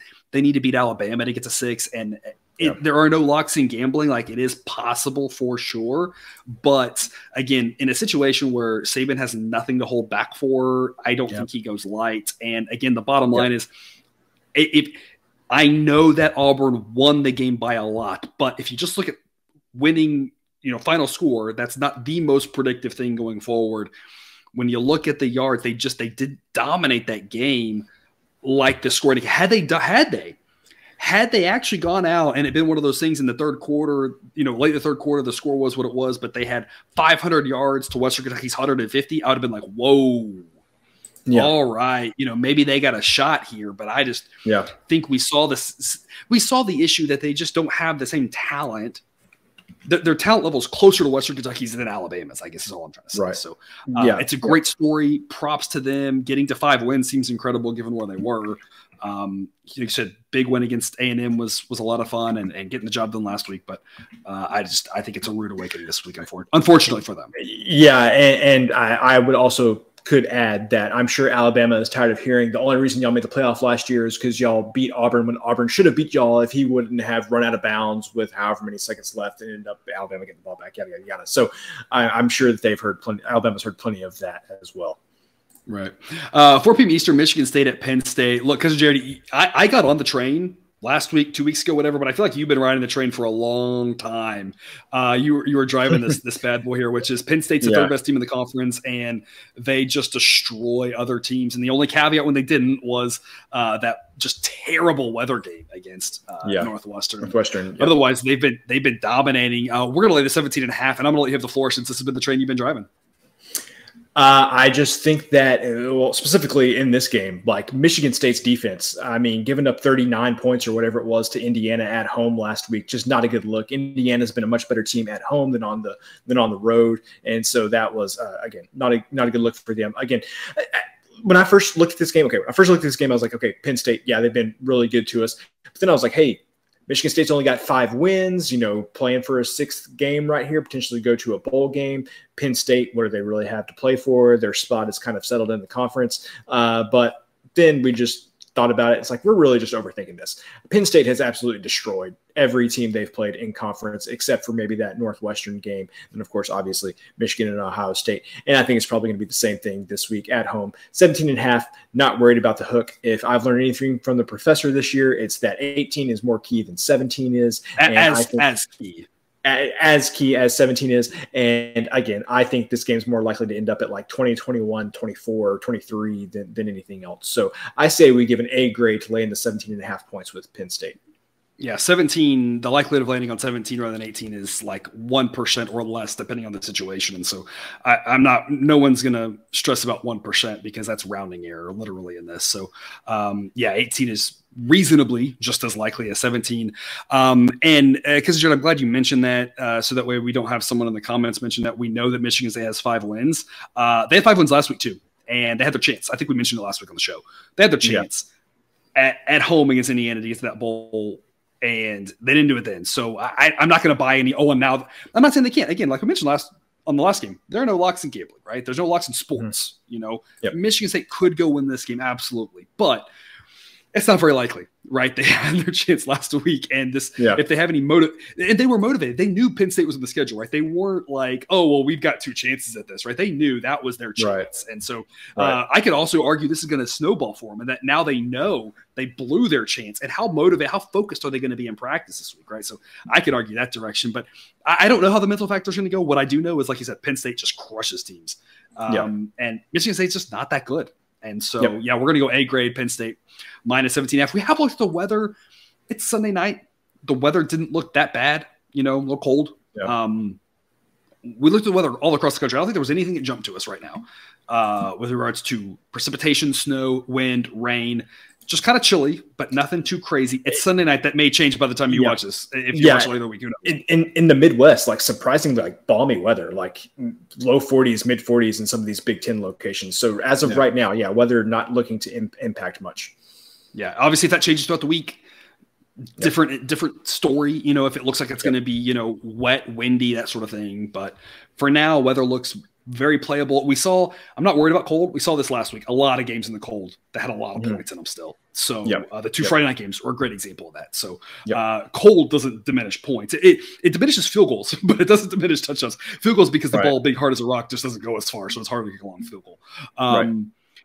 4 p.m. Eastern, Utah at Colorado. Look, I can kind of see a repeat of Washington, Colorado. Colorado's just terrible. I feel like they've thrown in the towel. Utah, they got their one win over Cal at home earlier this season. Yeah, Utah, you know, is still alive for the Pac-12 championship game. First off, they are not doing divisions this year. They are just doing the top 2 teams. So USC is in, and there's a bunch of weird scenarios. If Oregon loses, if Oregon wins, it's them. If Oregon loses, it's actually still probably Oregon because the tiebreakers get wonky and like teams need weird things to happen that are unlikely to happen. Like they need Cal, like someone needs Cal to beat UCLA or something. I don't know how that plays into this, but it does. Whatever, tiebreakers get wonky, right? So Utah, bottom line, they're not out of it. They know they need to win. They know they can sleepwalk their way to a victory here. You have to assume they're going to get back right after that game. That was just Cam Rising just had a terrible game, and it happens to literally all of us in everything we do. We sometimes just have off nights, and we've seen him be pretty dang good for most of the season and most of last season when he had the job. Colorado's a great team to get right against. It's a great, I mean, if I'm, you know, they've got a good coach who knows how to get his guys motivated. And this is a spot here where I'm just preaching all week. Hey, let's finish strong. Let's finish right. Let's get ready for the bowl game by doing what we know we need to do. Let's come back and let's get that taste out of our mouths. And come out and do what we need to do. Again, Colorado, if they were going to put up any fight, would have done it last week and didn't. So we're going to lay the 30 with Utah, and we're going to go over 53. Because Jared, what was the decision to keep the 30 an A grade while the 53 was a B grade?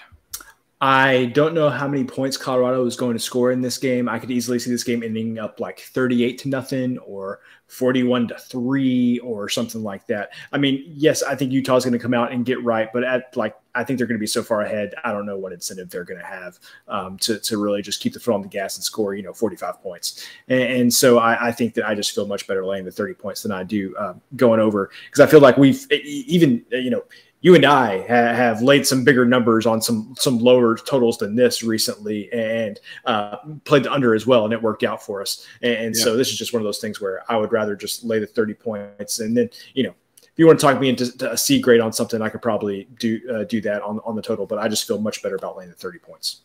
No, we already locked in a B grade on the over. We're already at that. Oh, okay. Well, there you go. There you go. I already talked you into the B grid on the over, just not an A grid. The implied final score on this one is 41.5 to 11.5. And so, yes, we don't know how many points Colorado scores, but Colorado at home put up 17 against UCLA. They put up 10 against Oregon. I'm not going to consider the Arizona State game because that was obviously their win, and Arizona State's just a lot weaker of a team. So they should be able to get roughly around that 11.5 mark, whether it's 10, 14, 17, something like that. That's been kind of what they've been able to do at home. Utah's team total at 41.5 just seems low given how high powered they've been last week aside. And I know that last week is the thing that's fresh in everyone's memory, but again, you had the worst night that Rising's had as a quarterback since his time at Utah. You also had a missed field goal. You also had a fourth down that failed inside the red zone. You had a lot of ways that, and we grabbed the +3 with Utah early in the week, and that at least pushed. But I mean, you had a lot of ways that Utah was going to win that ball game, and they just couldn't do it. So I know that you're sitting there, they only scored 17 against Oregon or whatever. A, Oregon's defense isn't good, but it's still better than Colorado's. And B, they really easily could have gotten to the 30s in that game.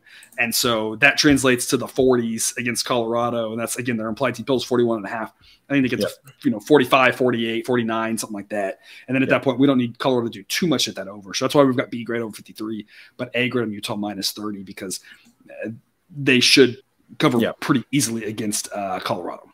Yep, I agree. 4 p.m. Eastern, Iowa State at TCU. TCU's a 10-point home favorite. Already talked about TCU. Iowa State just continues to drag teams under. I mean, it's pretty straightforward. They did it last week with Tech. They've done it every game of the season except for an early one. I think this one's pretty straightforward on the under. 47.5. We wish it was 48, but we're still going to go A grade on the under here, and we're going to lay the 10 with TCU as a C grade. We kind of debated the grades for these, and I think just kind of landed on – I think TCU still wins this game because the whole team with nothing to play for last week of the season ruining a team's national title hopes tends to happen more at home than on the road.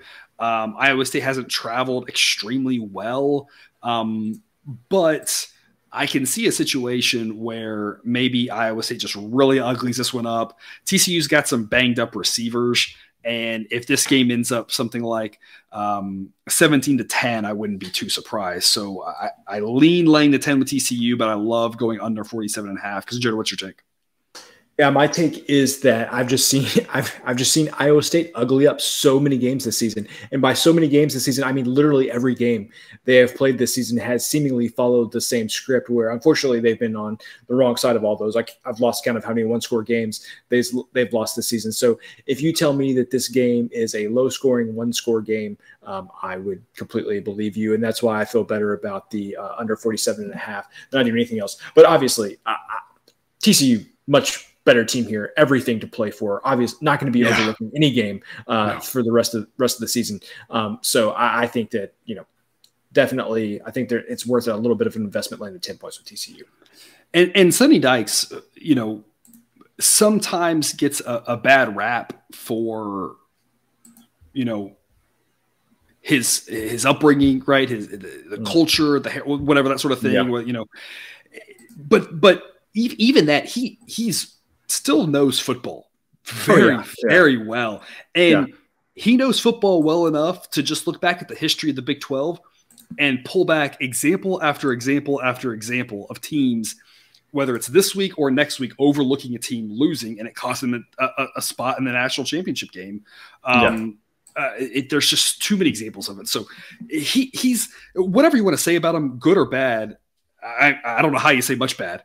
I mean, look at the job he's done. It's fantastic. Yeah. But even if you are a Sonny Dykes detractor, you have to admit the man knows football, and he's going to easily be able to just give his team, be like, hey guys, look, if we overlook this team, here's what Iowa State did to Oklahoma State.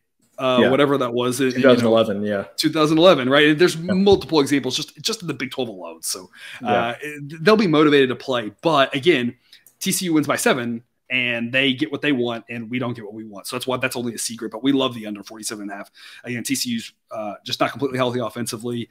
Defense starting to really come around, and Iowa State just uglies up every single game they play. It seems like.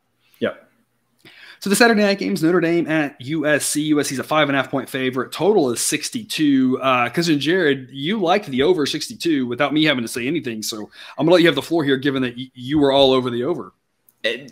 Okay, obviously USC's defense not that great. Okay, like we can all agree on that. How many times do I have to be wrong about the totals on Notre Dame games before I look at myself and say, hey, maybe is Notre Dame a little bit better on offense than I think they are? And I think if you combine the fact that I think obviously Notre Dame has made improvements on offense that are probably a little bit better than I am giving them credit for, combine that with USC's defense clearly not being that good and a potential letdown spot. I'm not going to go as far to say that Notre Dame's going to win this game. I don't think that's the case, but definitely a letdown spot. I think you could see some USC's defense having a rough first quarter or so. I mean, I feel like the recipe is there for tons of points in this game, just like there was in USC and UCLA last week. Yeah, absolutely. We're going to go C grade pick on USC minus 5.5. I think it's a good number here, being shy of 6 and 7. This game gets to overtime. It could land on 6. Lots of touchdowns. Somebody could easily win by 6 or 7. So at 5.5 is a pretty good number. USC at home, again, everything to play for, knowing that the playoff is not out of the question at this point. It's not extremely likely, but it's not out of the question either. Just takes one good result here, one good result there, and they've got a shot at the playoff. So there won't be any lack of motivation. It's a rivalry game for both teams. So I think USC's the right spot here, but only a C grade pick because this Notre Dame team has been pretty impressive as of late. And at first, my thought was I liked USC a little bit more because my brain is still kind of saying what you said, right? Which is Notre Dame's offense isn't that good, but I mean, Notre Dame offense is picking it up.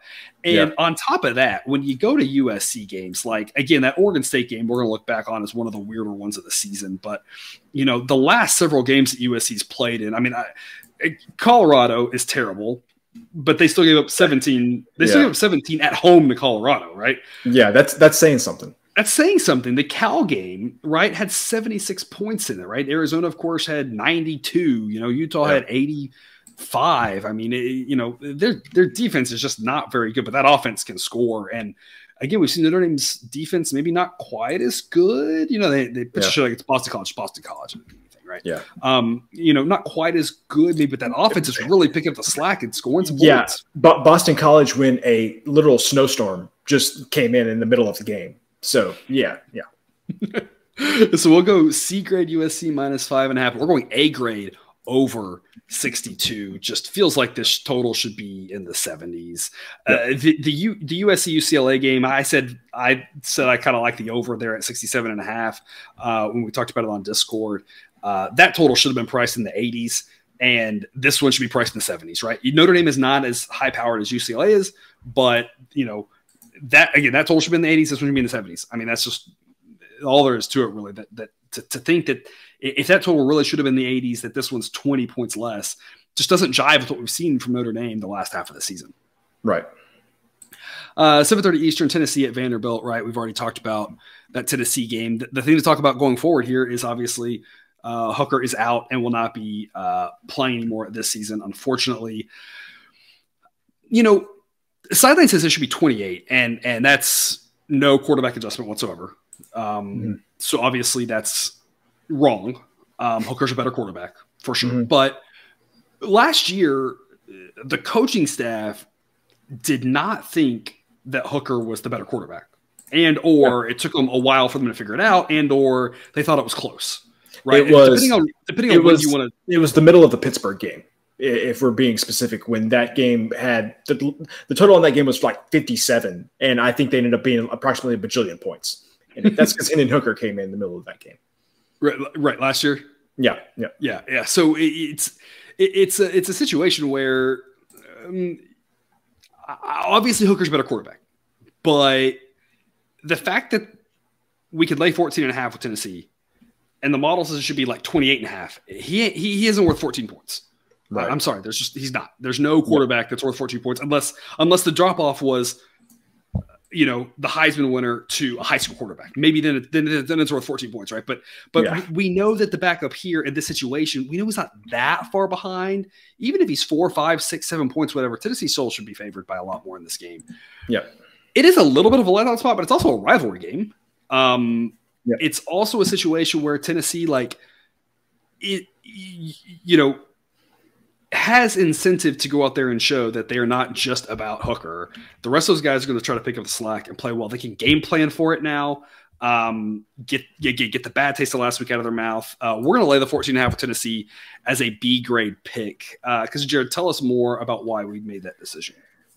Well, we made that decision. Well, first of all, Vanderbilt. Look, kudos to you. I guess technically Vanderbilt is playing for a bowl game in this one. I don't think that what a world we are living in. Really, just the entire bottom of sidelines rankings from last season. Really just a banner year for many of those teams. Like half of them, like half the bottom 10 is like, wow, look at you.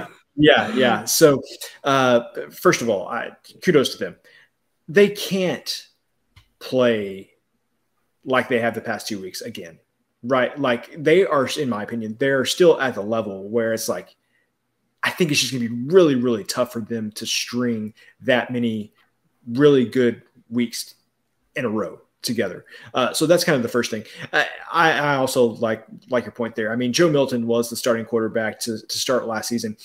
I'm like 100% sure that everybody there at Tennessee will tell you Joe Milton has the best arm they've ever seen. He has a cannon for an arm. The problem is he just like can't really rein it in. Like the number of receivers that he overthrew in the games that he played there in Tennessee, and then in addition to the time that he played in Michigan before that. But the thing is like you can have a few overthrows against Vanderbilt, and it's not going to come back to bite you. You're going to be able to make enough throws to beat them.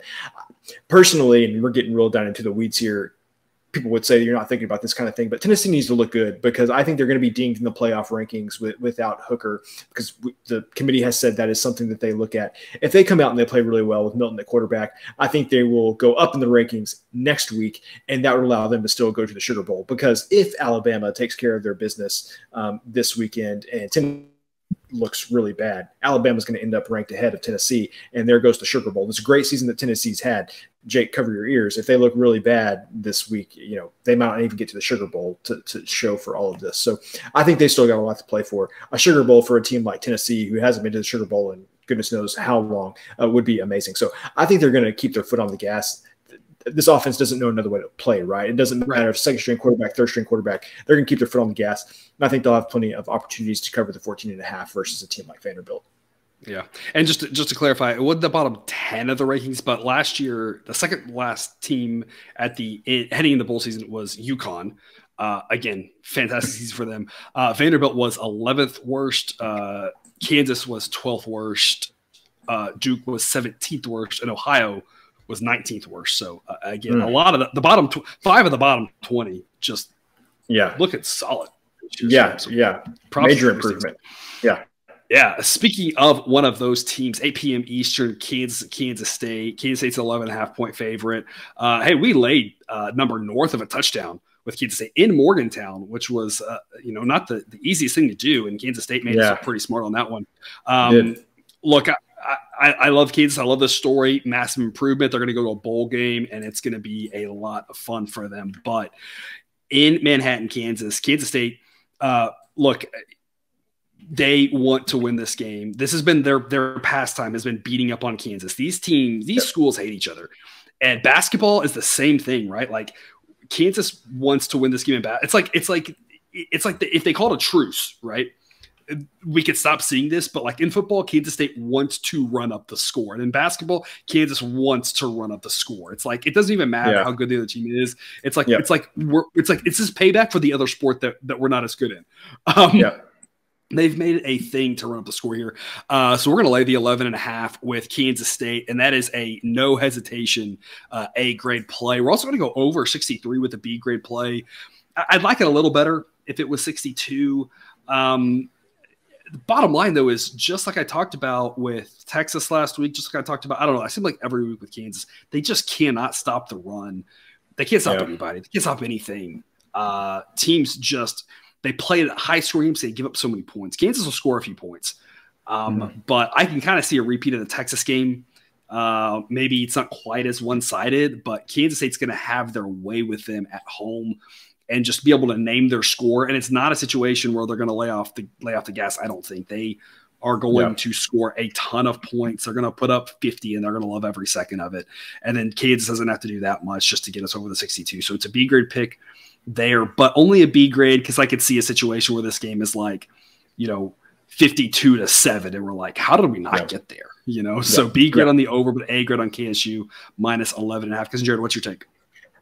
Since we've started this show, the number one thing that I have learned from you, I've learned a lot of things about the Big 12, but the number one thing is that Kansas State will demolish Kansas every opportunity they have in football. So, yeah, A grade lay in the 11.5 points. I don't know what number this would have to be for me to not give it an A grade, because I think Kansas State is just going to like have their way with Kansas on Saturday.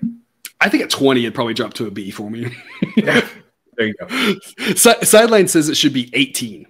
And so it's not even just a situation of I think they're going to run it up. Like, I just think Kansas is solid, but this Kansas State team is really, really good. Like, they are. West Virginia, and I know that Kansas went into West Virginia and won, but that game went to overtime. Those teams were about even, right? Mm-hmm. All I can tell you is that Kansas State going into West Virginia is much tougher than Kansas State playing home to Kansas, and they just dominated that game. And I see the same sort of thing happening here. Yep. 10:30 Eastern, Washington at Washington State. Washington's a 1.5 point favorite, and I think this line is priced perfectly. Washington's a better team, but on the road. Sideline makes it Washington minus 1.5, and it is 1.5. So 1.5, whatever it is, it's priced really well. I don't want to be invested in this side. I don't know what's going to happen. It's a complete coin toss. If you give me good enough plus odds, I'd be on whichever side you give me plus odds on. Wouldn't even care. I think it's going to be a great game. I think Washington's pretty solid. I think Washington's much improved, better. Our pick on this one, though, revolves around the total. Cousin Jared, what is it? Washington, good offense. I think they're going to put up some points. Washington State has a good defense, but I think we've seen enough from Washington this season to say that they're going to put up some points. I think Washington State, their offense has come alive here in the past month and a half of the season, and I think they're going to be completely comfortable with playing a game that's going to be really high scoring. I think you could try to convince yourself that Washington State is going to try to slow things down, not let things get too fast paced, because obviously that plays into Washington's favor. But, Washington, we've just seen more than a handful of games this season where they've just been able to get the score going and going and going. And I think this is going to fall into that category.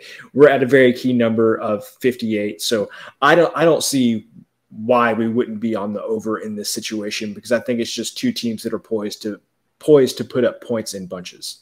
Yeah, it's an A grade over for us at 58, specifically at being that key number. Yep. The concern you would have in this game would be that Washington State played Arizona, and that was 31-20, so it was only 51 points. I think that says more about Arizona than Washington State.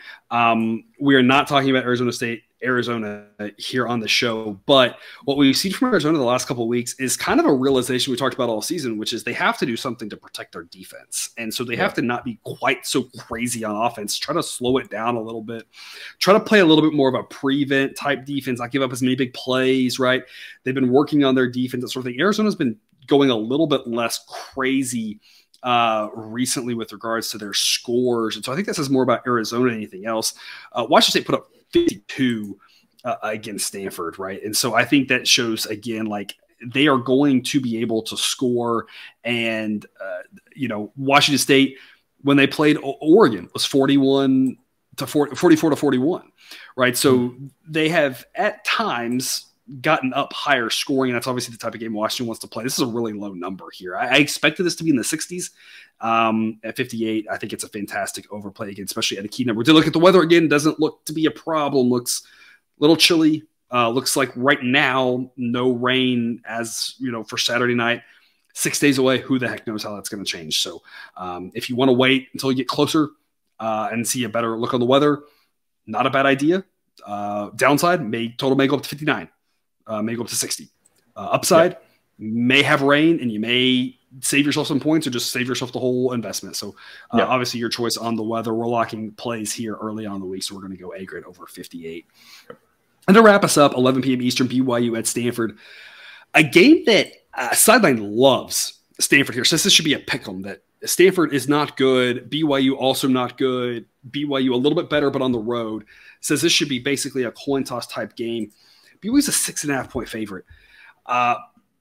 I would give this an A grade, except for the fact that I don't know how much Stanford cares about this game. I honestly don't. They have nothing to play for. They're 3-8. It's the last game of the season, obviously.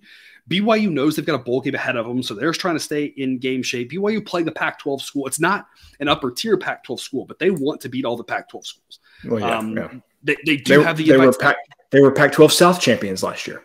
Right, that was the running joke, right? All the Pac-12 South teams that they beat.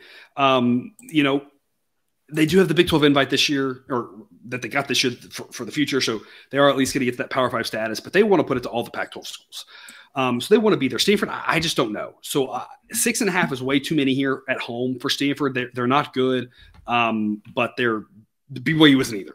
But again, just can't give it an A grade just because I just don't know their motivation factor. So I don't want to be over-invested in a game where they just don't show up. But if they show up, this should be a tight contest and a fun one to wrap up the weekend. Jared, what do you have for us on this one? I mean, I don't know how many times we'll say it. We're a broken record. We said we weren't going to cover some games because we're just saying the same things over and over again. But guys, BYU's defense is really bad. And I think that Stanford can gather together enough offense in this game to keep it respectable. BYU also, outside of that Baylor game early in the season, they have not fared well in their biggest games. That they beat Baylor and then they beat Boise State, maybe 3 or 4 weeks ago. But other than that, they really just haven't showed up in their biggest games. And so I think that Stanford doesn't have anything to play for as far as the bowl game goes, but you have to think like the mental makeup of the players at Stanford is not one that they're just going to, just stop playing really. And so I think that they can find a way to put up enough points on offense to keep this close enough to cover this number. Do you think they put enough points up on offense to make the over 58 worth an investment, even if it's just a 1-unit investment? Man, my initial thought is like, not really. Like I guess if you ask me where I think this game ends up, I think it probably ends up something like 31-27. I think 58 is really good. Like 31-28 was what I was going to say, 31-27, something like that. And so I really think this is a well set line. Okay. It's interesting because they got to 55 with Oregon State, which is a much more defensive-minded team than BYU. Yeah. 47 with Cal, definitely much more defensive-minded, but further away. They've been going a little bit when they haven't gotten there on the total because they've also gotten trounced. So I think maybe that's the other thing. The reason why we aren't playing the total, that doesn't mean that you can't or shouldn't viewer, but the Stanford side is kind of correlated with the total or correlated with the over because when they've gotten near this number against defensive-minded teams when they've hung in there. And if BYU is going to play a much higher scoring game, but if this doesn't get over, it's probably because they didn't show up and they get trounced, which has happened a couple of times, even when they probably have tried to show up. Right. Washington State, they got destroyed. Utah, they got destroyed. Washington, they got destroyed. So that's kind of the reason why it's like, I think the Stanford side and the over are a little correlated. And maybe you take that and decide you want to do a correlated parlay.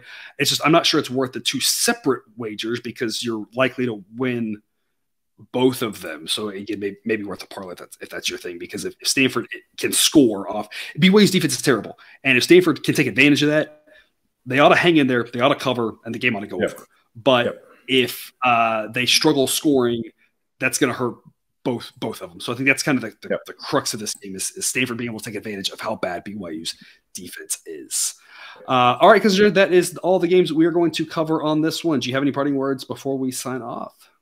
The regular season is wrapping up, but don't worry. We've still got plenty of content here for you. We'll be breaking down conference championship games next week and any other games that might be rescheduled into next week for various reasons. And then we've got bowl games. We'll break down the college football playoffs. We'll talk about every single bowl game and obviously the national championship game as that get closer. So even though the regular season is wrapping up, still plenty of content here for you through the national championship game.